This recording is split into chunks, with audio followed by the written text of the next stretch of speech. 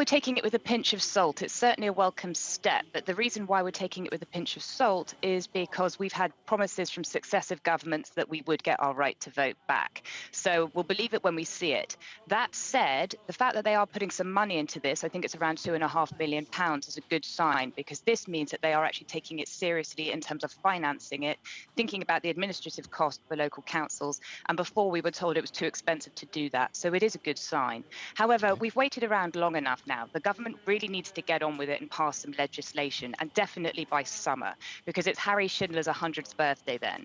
And Harry Schindler, in addition to being a great lifelong votes advocate, also fought in the Second World War. And he ended up in Italy after being part of the Allied team that landed there to help liberate the country. And I can't think of anything more fitting as a tribute to somebody who literally fought for the rights of all Britons to keep their votes than to give him his right to vote back on his 100th birthday. It would be a fitting celebration indeed, but how many other people would this legislation affect, do you think?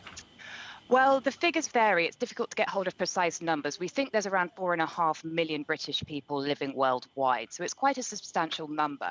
And we think now more than ever, the British government really should be forging links with its overseas citizens, particularly in the wake of Brexit. It's said it wants to play a leading role on the world stage as part of what it calls its Global Britain agenda. And one way it could do that would be through its networks of influence and power, which you have if you have lots of overseas citizens. And there are a lot of us in seats of power around the world, such as Brussels, Berlin, and Washington. But we need something in return for that, and a good quid pro quo, or something that we need, would be to get the right to vote back, to show that their government is taking us seriously.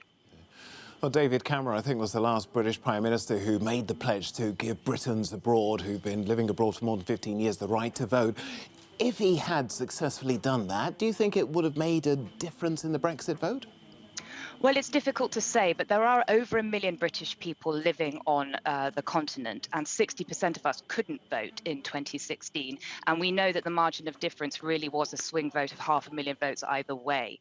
But I think what's more important here is to recognise that Brexit was incredibly disruptive to the livelihoods and jobs and families of the British people living on the continent. And we're still affected by subsequent legislation around things like immigration. So, for example, if you are a British person who is married to somebody from the EU, it's going to be very difficult for you to come back to the UK if you need to look after your family in later life, aging parents, or if you just want to come back together because of changes to the income requirements that you need to have.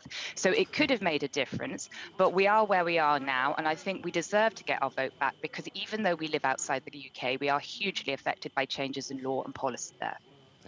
We are where we are now, you rightly say there, but why was this law ever voted for in the first place? Well, I think that unlike other countries, the UK doesn't see citizenship as an inalienable right that you have to take with you from birth. You know, there are plenty of other countries that, such as the United States, France and Turkey, even have dedicated constituencies that look after their overseas voters because they recognise how important a contribution that we make. The UK is a little bit different in that respect. This is my personal view, but I think it's because they've always viewed it as a political issue rather than a citizens' rights issue. Whereas actually the UK is really behind the curve in relation to other countries who understand that your citizenship and your right to vote is something that you take with you wherever you go. And it's not just something that can be taken away or given back depending on the political inclinations of particular governments.